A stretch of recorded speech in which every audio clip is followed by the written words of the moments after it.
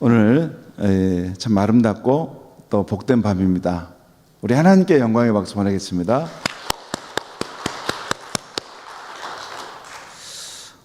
오늘은 순천 은성교회 우리 교회에서 이 행복전도대를 새롭게 또 예배를 드리고 오늘 출발하는 그런 특별한 날입니다. 오늘 그동안 코로나로 인해서 이 행복전도대 활동을 거의 못했죠. 거의 3년 동안 못했고 작년 가을에 조금 우리가 전도 활동을 우리가 좀 했습니다. 그리고 또 올해도 이렇게 계속 상황이 여의치 않아서 드디어 오늘 우리 행복전도대 문을 열었는데 감개무량하고 또 저는 너무나 기쁩니다. 하나님이 기뻐하시는 일을 이제 우리가 또 시작하는구나 하는 마음이 있었어요. 오늘 우리 행복전도대 우리 오늘 첫 모임을 가질 때 몇 분이나 올까 이제 그런 마음을 가지고 또 기도했는데 한 15분 이상 그 정도 이렇게 오셔서 함께 또 하나님 말씀을 읽고 또 기도하고 오늘 전도 활동을 했어요. 오늘 제가 우리 전도대원들에게 주었던 말씀은 로마서 1장 16절에 내가 복음을 부끄러워하지 아니하노니 이 복음은 모든 믿는 자에게 구원을 주시는 하나님의 능력이 됨이라. 이 말씀을 우리 전도대원들에게 전해 주면서 오늘 우리 전도를 한번 나가봅시다 해서 우리 동성공원과 저쪽 동성아파트 쪽 후문 시장 쪽에 가서 전도 활동을 시작했습니다. 오늘 그리고 마치고 나서 오늘은 전도를 해보면 알지만 시간이 참 빨리 가요.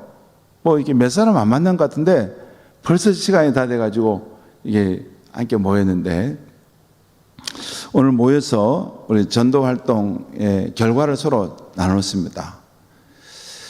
그런데 제 경우는 세 가지 오늘 전도하면서 제가 경험하게 됐는데 하나님께서 그 제 마음에 주신 거예요.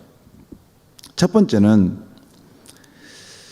이 전도하는 것이 목사인 저도 두려운 겁니다. 입을 열어서 사람들한테 이 복음을 전한다는 것이 두려운 거예요. 그래서 오늘 우리가 이제 행복전도대 시작하게 됐는데 저는 사실 거의 한 3, 4주 전부터 마음속으로 이 두려움을 이기고 담대함을 가지고 복음을 전할 수 있게 해달라고 하나님께 기도했고 또한 이 새벽마다 더 성령의 충만함을 받게 해달라고 기도했어요.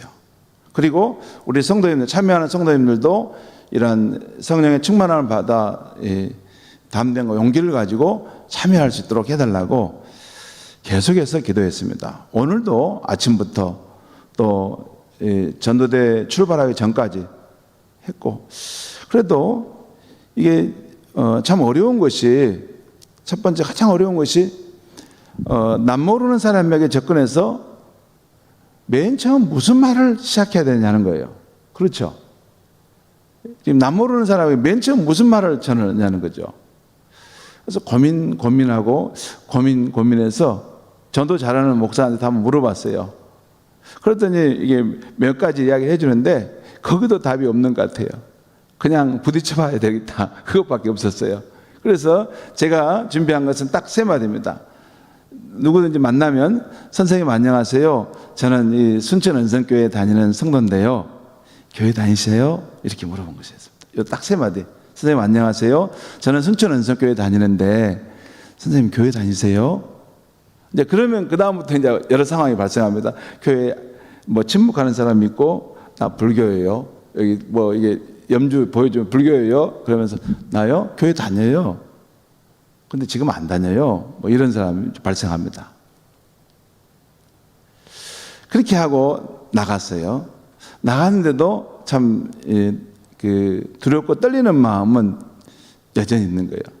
그런데 마음속에 이 전도대를 나가야 되나 말아야 되나 나가야 되나 말아야 되나 이 생각을 할 때는 계속 마음에 두려움이 엄습해 오는데 막상 전도 현장에 나가버리니까 두려운 마음이 없고 이제 내가 누구에게 복음을 전해야 되지? 두리번거리고 영혼에 집중하는 그런 나의 모습을 보게 되었어요.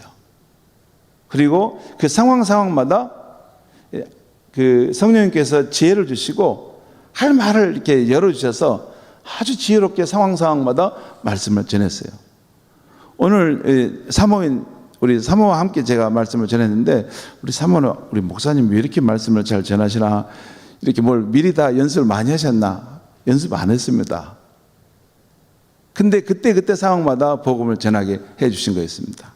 오늘 저는 세 사람에게 특별히 전했는데 그 두려움 가운데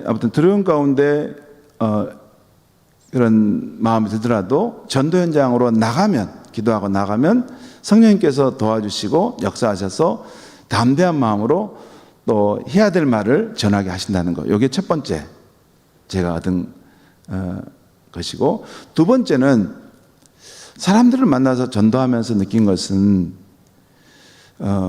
그 자신의 영혼이 어떻게 되는가에 대해서 불확실하고 알지 못한다는 것입니다. 오늘 그 제가 전도하는 분 가운데 두 사람은 이분들이 교회를 한 사람 다니고 한 사람 성당에 다니신 분이에요. 또 한 분은 불교 신자였어요. 그런데 이 성당 다니고 교회 다니는 사람도 나 성당 다녀요. 그렇게 말씀하셔서 어머니, 성당 다니는 게 중요한 게 아니고 정말 오늘 내가 죽더라도 천국에 갈 수 있을까? 여기에 대해서 그런 마음의 확신이 있습니까? 그러니까 말씀 못 하세요. 오늘 내가 죽는다면 하나님 앞에 서게 될 텐데 그때 내 영혼을 천국으로 내가 가야 됩니다. 나를 받아주십시오. 그렇게 할 확신이 있습니까? 말씀 못 하시는 거예요. 그리고 불교 신자에게 내가 물어봤어요. 처음에 이제 전달을 했는데 이게 뭐 게임하고 계시더라고요. 앉아서 여자분 게임을 하고 계셔요. 근데 이제 그 교회 다니세요? 물어봤더니 나 그런 말씀 별로 안 듣고 싶습니다. 그래서 한 두세 번 물었더니 자기 손에 염주를 딱 보여주면서 나 불교 신자예요. 이렇게 하시는 겁니다. 그렇다고 물러날 또 제가 아닙니다. 또 이야기했어요. 아, 그래요. 그러시군요. 그러면 우리 기독교는 하나님이 창조자로서 이 우주와 만물을 지으신 분이고 우리는 그의 자녀이고 또 우리는 그분 안에 있을 때 참 평안함을 누리는 것인데 불교에서는 이런 것이 어떻게 됩니까? 불교에서 가르쳐 주는 것이 뭐 있습니까? 했더니 그냥 우리는 마음에 가서 평안함을 누리는 거예요. 이렇게 말씀하신 거예요. 아, 그래요. 우리는 평안함을 누릴 때 이게 하나님의 자녀이지만 우리가 하나님의 품을 떠나서 죄를 짓고 죄인의 삶을 살면 참된 평안이 없고 우리가 다시 구원자 예수를 믿고 하나님 아버지께 돌아올 때, 그 품으로 돌아올 때 우리는 진정한 평안과 기쁨의 삶이 있습니다. 불교는 이런 경우는 어떻게 거기는 교리가 있어요? 그랬더니 잘 모른다니까요. 그렇게 하면서 자기는 그냥 한 번씩 가서 마음의 평안을 이게 불안할 때마다 평안을 받는다고 가서 공을 들인대요. 우리처럼 무슨 교회를 정기적으로 나오는 게 아니고 부정기적으로 이게 불안할 때 절에 찾아가고 싶을 때 한 번씩 간다는 거예요. 그리고 그 다음은 잘 모르겠다는 거예요. 아무튼 그런 방식으로 제가 복음을 전했고 불교에서는 이 경우는 어떻게 이걸 가르쳐 주냐고 했더니 잘 알미 없었습니다. 그리고 무엇을 믿는지 죽은 후에 어떻게 되는지에 대한 불확실한 걸 느꼈어요. 여러분, 제가 두 번째 복음을 전하면서 확신하게 됐던 것은 사람들은 이게 무엇을 성당을 다녀도 불교를 믿던 또 한 분은 교회를 다니는 분이었는데 정작 죽음 이후에 자신의 영혼이 구원받고 이런 심판을 피하고 천국에 간다는 그런 확신이 없는 것을 느꼈습니다. 잘 모른다는 거예요. 야, 그래서 이걸 그 복음을 통해서 죽음 이후에 그 영원한 생명을 얻는 것에 대한 확신을 심어주는 것은 너무나 중요하구나 하는 것을 오늘 제가 경험했어요. 그 다음에 세 번째 제가 경험한 것은 우리가 가끔 이렇게 여러분도 공원을 다녀보고 또 길을 가다 보면 어떤 전도자가 한 사람을 이렇게 벤치에 앉은 한 사람을 붙들고 전도지로 이렇게 전도하는 장면을 보잖아요. 전도하면서 그 사람에게 예수를 믿도록 하고, 때로는 어떤 이 전도지를 가지고, 저는 이걸로 오늘 설명했는데, 오늘 직접 당신을 향한 하나님의 특별한 계획을 아십니까? 이걸 가지고 두 분에게 제가 시간을 좀 달라고 해서 한 3분 이상 이걸 가지고 가만히 기독교 복음의 핵심 내용을 전해 주었습니다. 왜냐하면 우리 그분들에게 할머니, 오늘 저하고 만난 것이 특별한 일인 것 같은데 어쩌면 이제 할머니가 다시 이런 기독교 복음을 전해줄 사람을 만나지 못할 수도 있기 때문에 제가 한번 꼭 전해주고 싶습니다 했더니 차분하게 이분이 들었어요. 여러분, 제가 그 앞에 겸손한 마음으로 이렇게 정말 이 복음을 전했는데, 이것을 하나님께서 하늘에서 보시면 이 전도자의 이 모습이 얼마나 아름답고 사랑스러울까. 지금 창조자 하나님을 전하고 구원자의 예수님을 믿어서 영생함을 얻도록 이걸 전하는 거지 않습니까? 이 일은, 전도하는 것은 하나님이 너무나 기뻐하시겠다 하는 생각이 들고, 오늘 그 전도하는 가운데 한 남자분이 이렇게 계셨어요. 우리 조계주 장로님, 우리 나학 장로님처럼 이렇게 좀 머리가 좀 희끗한 분이 앉아 계셔서, 벤치에 앉아 계셔서 일부러 갔습니다. 저는 여러 사람이 있으면 안 갑니다. 왜냐하면 여러 사람이 있으면 깊은 복음을 전할 수 없어서, 신사분이 계셔서 가서 복음을 전하려고 이걸, 선생님 교회 다니세요? 그랬더니 그분이 웃으면서 저는 안 해도 됩니다. 저는 완전히 예수쟁입니다 그러시더라고요. 그래서 이걸 우리 사모가 전도 선물도 뭐 드리려고 했는데 저는 주지 말고 다른 분에게 주십시오라고 하시더라고요. 그래서 어떻게 되십니까 했더니 본인은 미국 LA에서 은퇴한 목사님이시라는 거예요. 은퇴한 목사님인데 그 따님이 이쪽 순천에 살다 보니까 여기 왔는데 지금 공원에 잠깐 앉아서 쉬고 있다는 거예요.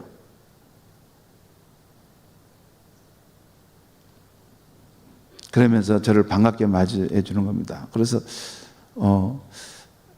어떻게 이야기에 대해서 저는 여기 그분이 저를 물어봤던 것 같아요. 그래서 이쪽에 있는 여기 교회 은성교회 담임 목사입니다. 그랬더니 그 은퇴 목사님이 이게 아주 얼굴이 환해지시면서 너무 좋아하세요. 그래서 한참 가고 있었는데 저를 뒤따라와 가지고 초콜릿을 2개를 저를 주는 거예요. 미국산 초콜릿입니다. 이거 제가 안 먹었습니다. 우리 전도대원들에게 모였을 때 남은 집사님 2분 하나씩 선물해 드렸습니다. 그런데 그 은퇴한 목사님이 보시기에 이렇게 담임 목사가 직접 나와 전도하는 모습이 너무 이렇게 아름답게 보였는가 봐요. 여러분, 그래서 하나님 아버지께서 보실 때 하나님을 증거하고 구원자 예수님을 전하는 그 복음을 전하는 발걸음이 얼마나 사랑스럽고 귀하겠습니까? 그 전도의 열매와 관계없이 그런 시도하는 것 자체가 정말 하나님 보실 때 축복하시겠다 생각이 들었습니다. 3가지입니다. 이 전도를 하면서 두렵기 때문에 나도 모르게 더 하나님께 기도하고 정말 이 성령의 충만을 받지 않으면 이걸 할 수 없겠다 해서 더 신앙이 반듯하게 세워지는 거. 2번째는 사실 사람들이 죽음 이후에 영원한 생명을 얻는 것에 대해서 확실하게 아는 사람은 많지 않다는 거. 3번째, 전도하는 이 일은 하늘의 하나님께서 보실 때 가장 기뻐하시고 귀하게 여기시는 일이다 하는 것을 오늘 제가 전도하면서 경험했습니다. 다음 주도 빨리 수요일 날이 왔으면 좋겠어요. 또 준비한 거 제가 해가지고 막 전도를 하고 싶습니다. 아무튼 전도하게 되면 시간이 왜 이렇게 빨리 가요? 시간이 금방 가버려요. 벌써 모이네. 예, 그렇습니다. 여러분 어떻게 전도하고 싶어졌죠? 예, 아직도 더 기도를 더 우리 많이 해야 되겠습니다. 자, 오늘은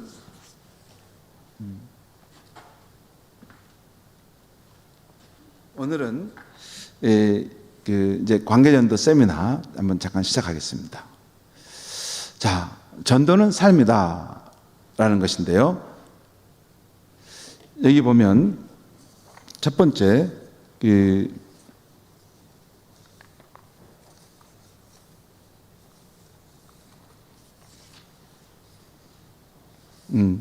전도는 삶이다 이 나왔죠. 여기 보면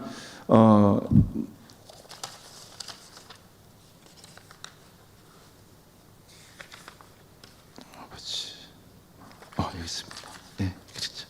자, 여기 보면 빌립보서 1장 27절에 오직 너희는 그리스도의 복음에 합당하게 생활하라 이 표현이 나와요. 우리가 이 그리스도의 복음을 받았다면 그 복음에 맞게 어울리게 사는 삶이 중요하다는 거예요. 그래서 전도는 삶이라는 거예요. 그런 삶을 살다 보면 전도의 열매가 나타난다는 것입니다. 자, 앞으로 우리가 배우게 될 그러한 전도는 삶이다라는 주제는 먼저 실천으로서 6가지가 있어요. 그 다음에 열매를 맺는 거 있는데, 먼저 첫째는 좋은 나무가 됩시다. 좋은 나무가 되면 좋은 열매가 맺히게 되겠죠. 그러면 자연히 열매가 나타난다는 것입니다. 뭐 열매를 추구하기보다는 먼저 좋은 나무가 되는 것입니다. 두 번째, 오이코스가 우선입니다. 이 오이코스라는 말은 성경 헬라어인데 가족이라는 말입니다. 주 예수를 믿으라 그리하면 너와 내 집이 구원을 얻으리라 할 때 이 가족, 내 집이 할 때 그 집이 그 집을 말합니다. 근데 이 오이코스는 가족인데 옛날에는 이것이 확대된 가족으로서 형제뿐만 아니라 그 집에서 일하는 사람들, 친척들까지 함께 포함된 이 가족을 오이코스라고 했어요. 그러니까 이 확대된 가족, 오이코스가 내 주변에 어떻게 분포되어 있는지를 알게 되면 전도가 보인다는 것입니다. 그리고 그 사람들을 위해서 중보기도 함으로써 전도가 시작될 수 있다는 것입니다. 세 번째는 얼굴 전도지 활짝 펴세요 라고 하는 것입니다. 한마디로 내 얼굴 자체가 전도지라는 것입니다. 우리가 기쁨으로 평안이 넘치는 이런 얼굴이 있으면 그 자체가 전도지라는 거예요. 그래서 거기 보면 미인대칭이라는 말이 나오는데 이 얼굴이 전도지가 되려면 늘 이 환한 미소를 짓고 또한 밝게 인사하고 따뜻한 대화를 시도하고 그 다음에 사람을 칭찬하는 마음, 늘 칭찬하게 될 때 이게 얼굴 전도지가 된다는 것입니다.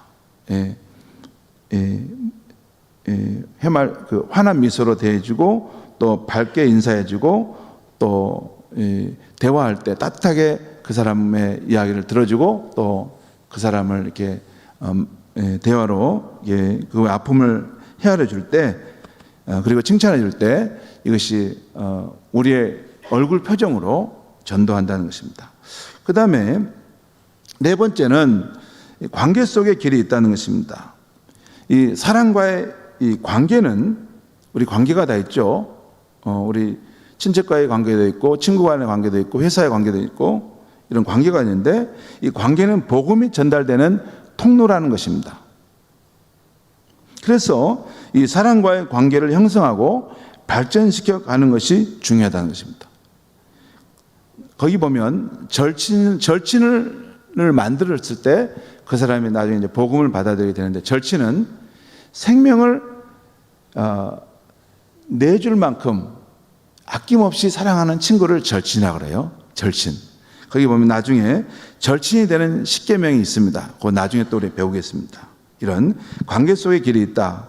다섯 번째는 이 전도의 달인이 됩시다. 전도의 달인이 되려면 이것은 뭐 우리가 행사로 전도하는 것이 아니라 일상생활 속에서 전도하는 삶.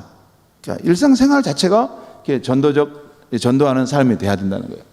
그리고 두 번째는 이게 전도 현장에서 반대 질문, 나는 바빠서 교회 못 나가요. 나는 불교 다녀요. 또 나는 교회 다니는 사람들은 다 위선자잖아요. 이런 질문이 왔을 때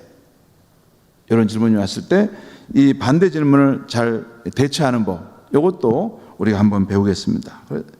그 다음에 세 번째, 복음을 제시하는 방법. 오늘 제가 한번 실제 실습을 해봤는데 앞으로 이거 수도 없이 지금 경험해 보고 싶은 거예요.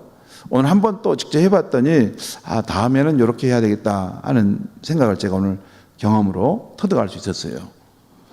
그래서 이런 복음 제시하는 방법에 대해서 계속 배우면서 전도의 달인이 됩시다. 그 다음에 여섯 번째는 적극적으로 초청합시다. 여기 보면 성경에 보면 안드레와 빌립이 그 형제와 친구를 초청하죠. 사마리아 여인이 동네 사람 주민을 초청합니다. 그 다음에 빌립보 관수가 자기 가족을 초청하는 것이죠. 이제 초청할 때 그냥 초청하는 것이 아니라 간증을 하고 초청해야 됐어요. 간증. 제가 우리 교회를 그동안 내가 잘못 이끌어온 거 한 가지 있어요. 제가 앞으로 이것을 바꿀 텐데 우리 교회가 교회 안에 간증이 가득한 교회가 되게 만들려고 그래요. 간증이 없는 교회는 무력하고 힘이 없습니다. 예수 믿는 사람이 그냥 예수를 믿는다는 것만 갖고 있을 뿐이에요. 간증이 없어. 그건 이상한 거잖아요. 예수를 믿는다는 것, 그 믿음만 내가 그냥 교리적으로 갖고 있을 뿐이지 그렇게 믿음으로 살았으면서 믿음의 역사를 경험하는 일이 없어요. 물론 있죠. 있는데 교회가 그 간증을 발굴하고 자꾸 간증하는 그러한 영적 분위기를 세우는 것이 참 중요하다라는 생각이 들었어요. 신앙생활 할 때 믿음의 역사를 체험한 이야기들이 있지 않습니까? 우리 성도들 다 있어요. 다 있습니다. 전도 현장만 있는 게 아니라 실제 기도했더니 응답받는 역사들이 나타나고 정말 이 절망적인 상황 속에서도 말씀을 붙들고 이렇게 회복됐던 이야기들이 있지 않습니까? 앞으로 우리 주일예배 교회에서 앞으로 간증하는 것을 많이 볼 수 있도록 제가 간증을 자꾸 이렇게 발굴하고 세우는 일을 할까 하는데 이렇게 누군가를 교회를 자랑하고 초청할 때 예수 만난 삶의 간증을 가지고 전하고 사람을 초청한다는 거예요. 자, 그렇게 되면 이 여섯 가지를 실천하게 되면 두 가지 열매가 나타나는데 먼저 첫째는 삶으로 증거하는 행복한 전도자. 삶으로 증거하는 행복한 전도자가 개인이 되고 그래서 우리는 관계전도 선교사가 된다라는 관계전도 선교사가 된다라는 것이에요. 그 다음에 여덟 번째는 전도가 꼽히는 건강한 교회. 한마디로 칭송받는 교회, 부흥을 사모하는 교회, 새 가족이 정착하는 매력적인 교회. 여러분 이런 교회가 돼야 되겠죠? 칭송받는 교회라는 것은 주변 사람들이 저 교회는 정말 꼭 우리 마을에 있는 것이 너무나 우리를 축복하는 그런 교회야. 저 교회는 꼭 있어야 돼. 칭송하는 그런 교회. 그 다음에 부흥을 사모하는 교회, 새가족이 정착하는 매력적인 교회, 새가족이 정말 오고 싶은 교회. 이거 준비하면서 우리 새가족 부서가 너무 중요하다는 생각이 들었어요. 새가족 부서가.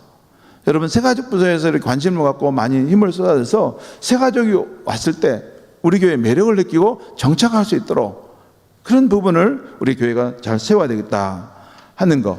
이것이 바로 전도는 삶이라는 이 8주 동안에 일어날 이러한 주제들입니다. 또 넘어가겠습니다. 그 다음에 1단계 오늘 첫 번째 배우는데 좋은 나무가 됩시다. 좋은 나무가 됩시다는 거예요.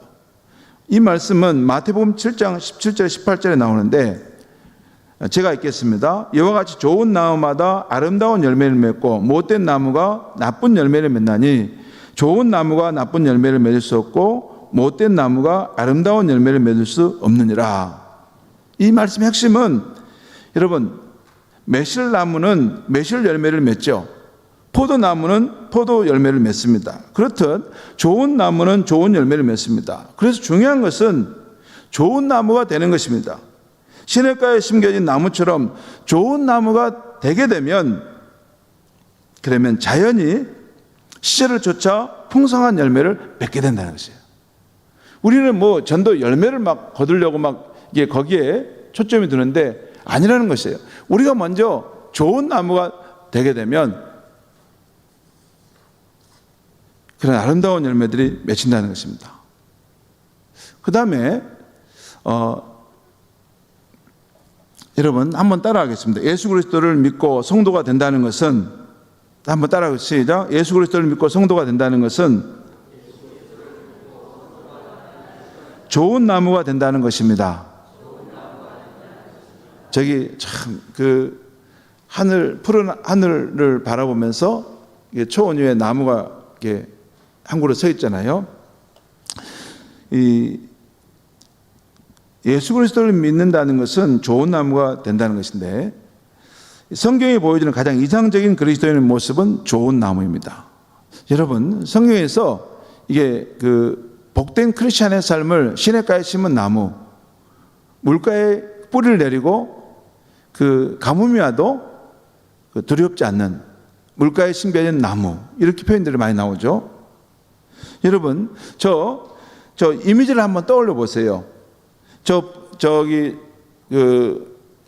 저기에 서 있는 저 나무를 볼 때 보면 땅에 뿌리를 내리고 하늘을 향해 날마다 자라며 끊임없이 꽃을 피우고 열매를 맺는 모습을 갖죠. 여러분, 예수를 믿고 성도가 된다는 것은 한 그루 좋은 나무가 땅에 뿌리를 두고 서 있는 것 같은데, 그러니까 이 세상에 땅에 뿌리를 두는 거예요. 그러지만 그 얼굴은 항상 하늘을 향해서 이렇게 얼굴을 쳐들고 늘 하늘을 통해서 그 태양의 힘과 열기를 받아서 그 푸르름을 유지하고 꽃을 피우고 열매를 맺어가는 거, 이것이 나무의 모습인데, 우리 크리스찬이 그렇죠. 이 현실 세상에 뿌리를 두고 있지만 이 현실 세상에 함몰되지 아니하고 눈을 들어서 하늘의 하나님을 바라보면서 늘 기도하면서 하늘의 능력과 힘을 얻어서 이 푸르름을 유지하고 꽃을 피우고 열매를 맺는 거, 이것이 크리스찬의 삶이죠. 그렇다는 거예요. 또 저런 나무는 세상의 청량제 역할을 합니다. 예를 들어서 나무는 이 산소를 뿜어내서 공기를 깨끗하게 해주고, 가뭄에 그 나무가 많은 숲에서는 여러분 맑은 물이 그것에서 가뭄에 이렇게 생수가 흘러내린다는 거 아시죠? 바로 예수를 믿고 이 성도가 된다는 것은 바로 저런 좋은 나무가 되어서 이 세상에 선한 영향력을 미친다는 것입니다.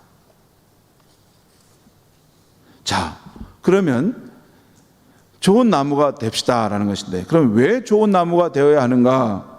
한마디로 좋은 나무가 되면 좋은 열매를 맺기 때문입니다. 그렇죠? 좋은 열매를 맺기 때문입니다. 그리고 좋은 열매를 맺기 위해서는 가지치기가 필수입니다. 가지치기가 필수예요. 요한복음 15장 1절 2절에 예수님이 말씀하셨습니다. 나는 참 포도나무요 내 아버지는 농부라. 물은 내게 붙어있어 열매를 맺지 아니하는 가지는 아버지께서 그것을 제거해 버리시고 더 열매를 맺게 하려 하여 그것을 깨끗하게 하시느니라. 여러분, 이게 좋은 열매를 맺으려면 가지치기를 자주 해줘야 돼요.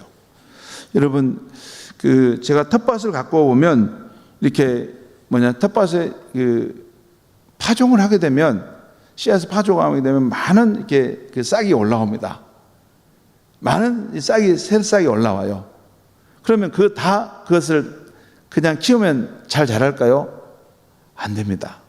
그걸 솎아줘야 되잖아요.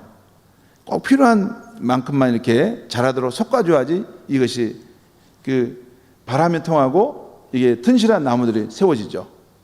이번에도 제가 이게 옥수수 씨앗을 심었는데 아주 많이 났어요. 그래서 거의 절반 이상 3분의 2는 다 뽑아서 버렸습니다. 다시 솎아줬어요.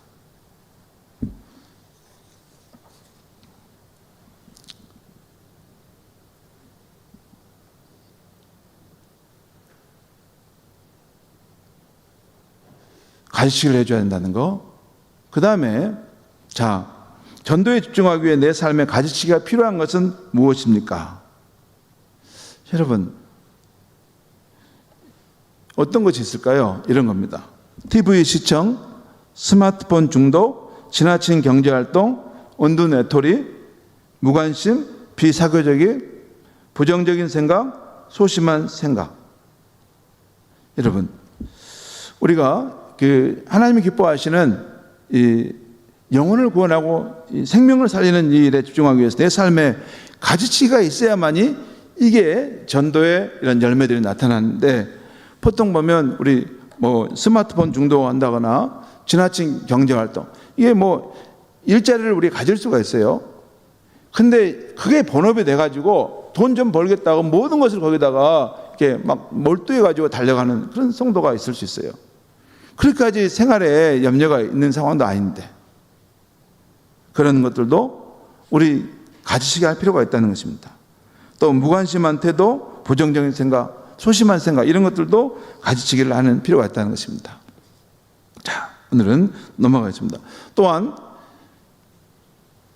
좋은 나무가 된다는 것은 두 번째, 이 성경대로 산다는 것입니다. 여러분, 첫 번째 좋은 나무가 됩시다라고 했죠.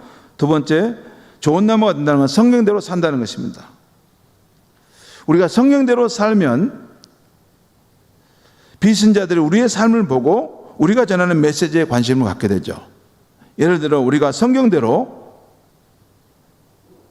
친절하고 남의 잘못을 용서해주고 또 남에게 베풀고 먼저 섬기는 삶을 살고 또 어려움 중에도 기쁨을 잃지 않고 살게 되면 비신자들이 우리의 삶을 볼 때, 야, 저 사람들은 우리와 다른 어떤 세계가 있는가 보다. 하나님을 믿는, 예수를 믿는다는데 정말 그 하나님의 살아계신 분인가? 그래서 우리가 전하는 메시지에 관심을 갖게 된다는 것입니다. 또한 초대교회 성도처럼 살면 그리스도의 향기가 나서 자연스럽게 전도의 문이 열린다는 것이죠. 여러분, 사도행전 2장 42절 이하를 보면 초대교회 성도님들의 삶이 나오는데, 거기 보면 이 사회적인 지위에 관계없이 서로 사랑하고 격식 없이 서로 사랑하고 서로를 도와줍니다. 그리고 늘 기쁨이 충만하고 진실함으로 그 형제 사랑의 관계를 이어갑니다. 그 모습을 보게 되자 거기 다음에 이런 표현이 나와요. 온 백성에게 칭송을 받으니 주께서 구원받은 사람을 날마다 더하게 하셨다. 세상 사람들이 그 크리스찬들을 사는 모습을 보고 또 그것들의 영향력 있는 선한 삶을 보고 칭송했다는 거예요. 성경대로 그들이 받은 복음의 내용대로 살았더니 사람들이 칭찬하게 되고 날마다 구원받는 사람들이 더해졌다는 거예요. 이렇게 우리가 그 말씀, 복음의 말씀대로 살아가면 그리스도의 향기가 드러나고 사람들이 우리가 전하는 이 전도의 문이 저절로 열리게 된다는 것입니다. 세 번째, 좋은 나무가 된다는 것은 여기 성경대로 산다는 것도 있지만 변화된 인격과 삶을 보여줍니다. 여러분, 많은 사람들이 전도의 방법, 전도의 비법을 찾습니다. 그러나 사실 전도의 방법, 비법 이전에 변화된 삶이 있어야 돼요. 제가 목회하면서 더 깊이 이제 확신해 가는 것은, 야, 전도 잘하는 것이 중요한 게 아니구나. 전도 활동 잘해가지고 사람들을 막 이렇게 모아놔봤자 이곳이 천국이 아니고 갈등과 분쟁, 자기 욕심이 가득한 사람들만 모여있는 곳이면 이곳에 남겠습니까? 조금 다니다가 다 떨어져 나갑니다. 정작 중요한 것은 가만히 생각해 보니까 이 베이스가 되는, 이 본부가 되는 우리 신앙 공동체, 이곳이 천국과 같은 사랑과 성김과 진실한 삶의 만남이 있는 공동체가 되는 것입니다. 가식적이고 위선적이고 그 어떤 뭐 자기의 어떤 그 체면 차리고 뭐 이렇게 남 비판하고 부정적이고 그렇게 사는 것은 어떤 의미가 같냐면 전도를 안 하는 것도 문제이지만 전도해서 원사람까지도 쫓아보내는 것 같습니다. 그렇지 않겠어요? 전도에 데려와서 뭡니까? 이 안에 들어왔는데 이곳에 오니까 갈등과 서로 분쟁이 있고 서로 미워하고 다 자기 중심적인 거 살고 새 가족이 왔는데 관심도 없어요. 여러분, 왜 우리가 전도 활동한지 아세요? 전도 활동 반드시 해야 됩니다. 왜 해야 되냐면 전도 활동 안 하게 되면 어떤 일이 발생하냐면 한 영혼을 구원하는 것이 얼마나 소중한 일인지를 몰라요, 사람들이. 이것이 얼마나 한 영혼이 주님 앞에 나온다는 것이 얼마나 값지고 귀한 것인지를 몰라요. 그러니까 한 영혼이 와도 그 가치를 못 느낍니다. 근데 전도 활동을 하면 얼마나 한 영혼이 주께 나온다는 것이 너무나 귀한지를 압니다. 전도 활동을 많이 하는 교회는요, 여러분, 자연히 새가족 한 영혼을 향하여 품고 사랑하는 마음이 뜨거워집니다. 왜냐하면 이거 전도 현장은 이거 너무나 한 영혼을 인도한다는 거 어렵다는 걸 알기 때문에 어떻게 이 사람이 예수를 믿겠다고 교회에 나왔을까? 이게 굴러온 복이구나 해서 이 사람을 품고 정말 이 사람을 신앙 안에 뿌리 내리도록 도와주는 되는 것입니다. 여러분, 전도 방법과 비법이 중요한 거 아니라 우리 안에 변화된 그런 인격과 삶이 있어야 되는데, 그렇게 되면 우리 주변에 불신자들이 닫힌 마음의 문을 열고 우리가 전한 복음에 관심을 갖게 된다는 것입니다. 그 이야기예요. 변화된 인격과 삶은 감동을 주어 닫힌 마음을 활짝 열게 하는 것입니다. 여러분, 이 부분은 가정 안에서 배우자나 자녀에 대해서도 마찬가지예요. 먼저 믿는 신자가 변화된 삶을 나타내야만이 그 자녀들이, 배우자가 주님 앞에 돌아옵니다. 여러분, 이걸 인정하고 싶지 않지만 이것이 뼈아픈 진실입니다. 불편한 진실이에요. 왜 내 자녀가 방황하고 있는가? 왜 내 배우자가 복음을 끝까지 거부하는가? 다른 것 아닙니다. 예수를 10년, 20년 믿어도 변화되지 못하고 항상 그 자리에서 맴도는 것. 그런 예수는 당신이나 믿으세요 라는 것입니다. 이건 진짜입니다. 진짜입니다. 제 자녀와의 관계에서 제가 이건 깊이 경험했어요. 제가 목사인데도 제가 우리 자녀들한테 잘못하고 정말 진정한 크리스찬답게 못할 때는 애들이 마음의 문을 닫는 것을 봤어요. 제가 말씀드렸죠. 진짜 회개하고 하나님 앞에 내가 이렇게 살지 않겠습니다. 그때부터 아이들의 마음의 문을 열고 복음에 대해서도 진실하게 다가가는 것을 보았습니다. 좋은 나무가 된다는 것은 변화된 인격과 삶을 보여주는 것입니다. 그 다음에 좋은 나무는 오로지 베푸는 존재입니다. 슈엘 실버스타인의 아낌없이 주는 나무가 있어요. 그 책이 있어요. 그 책 이야기를 내가 나중에 다시 한번 또 해드리겠는데, 그 나무에 보면 한 그루 나무와 그 나무를 사랑한 한 소년이 나옵니다. 근데 그 소년은 항상 그 나무에게 나와서 시원한 그늘도 쉬고 그네도 타고 또 아름다운 꽃도 보고 그 향기도 맡게 되고 나중에 가을이 돼서 그 맛있는 과일도 따먹게 되고, 그리고 나중에는 떠나갑니다. 떠나갈 때 그 나중에 집을 짓겠다고 그 와서 나무를 잘라가겠다는 거예요.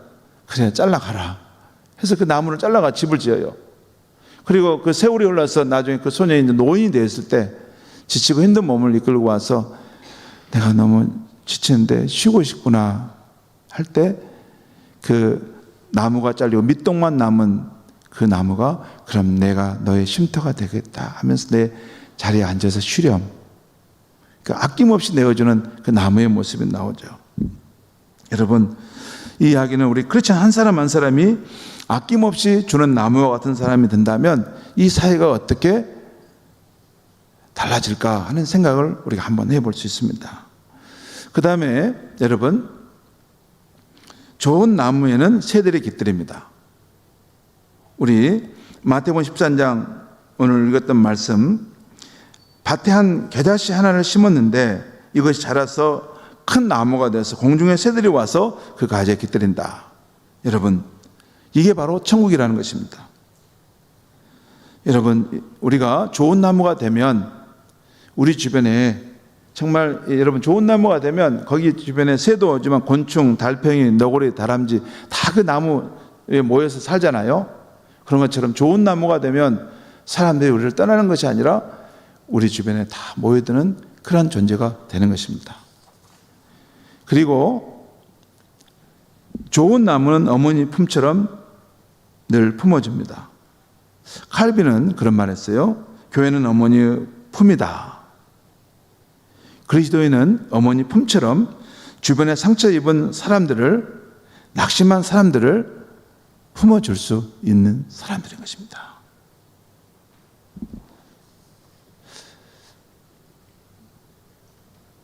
여러분, 현재 한국교회 안에 1,000만 명의 사람이 낙심해 있다는 그런 이야기도 있습니다. 낙심해 있는 사람, 절망해 있는 사람. 우리가 매일 스치는 그런 사람들 속에 겉으로는 화려한 것처럼 보이지만 삶에 대한 두려움과 불안 속에서 살아가고 낙심해 있는 사람. 그런 사람들이 많다는 거예요. 그 사람들을 복음으로, 하나님의 복음으로 품어주고 그들을 생명을 살리는 사람들, 그 사람들이 우리 크리스찬 좋은 나무가 되어야 한다는 것입니다. 마지막으로 여러분 보겠습니다. 여기 한번 우리 거기 따라야 하겠습니다. 좋은 나무가 되면 좋은 열매가 맺히고, 좋은 열매가 맺히면 전도는 자연스럽게 됩니다. 예, 좋은 나무가 되면 좋은 그리스도의 향기가 드러냅니다. 우리 열매가 맺게 되고, 그래서 전도가 자연스럽게 된다는 것입니다. 오늘은 첫 번째 시간이니까 요 좋은 나무 헌신문 우리 한번 같이 읽고 자기 끝에 몇 년 몇 월 이름 서명하고 우리 마쳤으면 좋겠어요. 자, 같이 한번 읽겠습니다. 시작. 본인은 주의를 향기로 가득 채우고 사람의 심성을 부드럽고 따뜻하게 하며 열매를 맺는 좋은 나무로 이 세상을 섬길 것을 헌신합니다. 2023년 6월 7일 김상석 서명. 이렇게 여러분 다 서명하셨죠? 서명하셨죠? 예. 정미애 집사님이 서명하셨으면 다 하셨습니다. 예. 예, 이렇게 우리 시작하겠습니다. 오늘 이렇게 시작하고 다음에는 두 번째 오이코스가 오전입니다 하는 주제로 우리 함께 또 배우도록 하겠습니다.